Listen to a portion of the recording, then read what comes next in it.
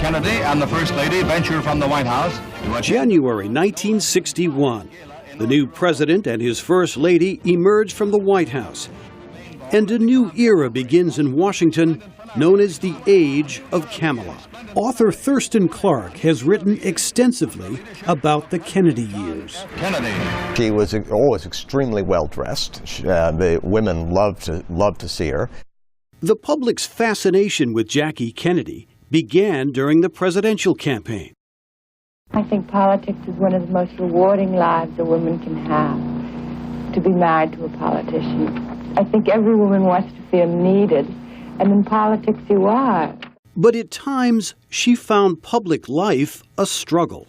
She was somewhat secretive. She was elusive. She was like Kennedy. So she withheld herself from the public to a certain degree, and that's what made her so, I think, so appealing. That appeal extended well beyond the United States. Jackie Kennedy became an international celebrity after she traveled with the president to Europe.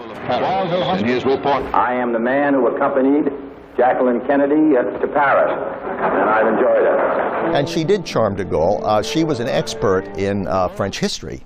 And de Gaulle, afterwards, de Gaulle said to JFK, "You know, your wife knows more French history than most French people do."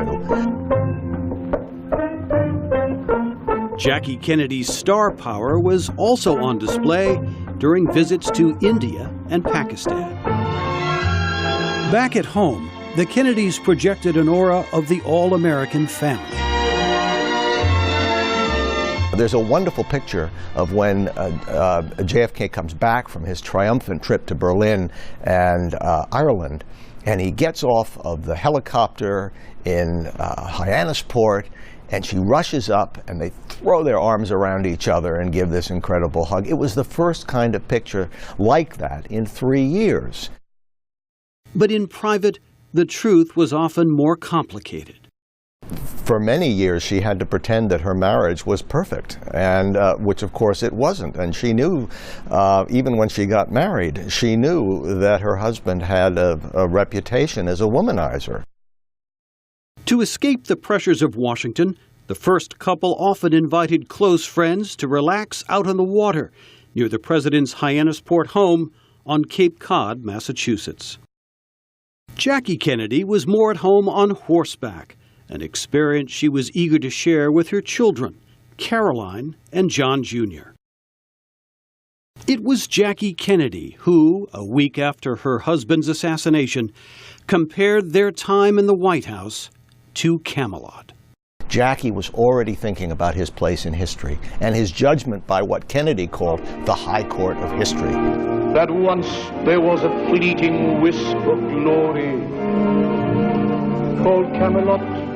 Many historians see John Kennedy's Camelot legacy as a complementary mix of style and substance. In his final months, he had finally done what Robert Frost, the poet, had urged him to do in his poem at the inaugural, which is to marry poetry to power. On the 50th anniversary of his death, the Age of Camelot remains an important part of John Kennedy's legacy.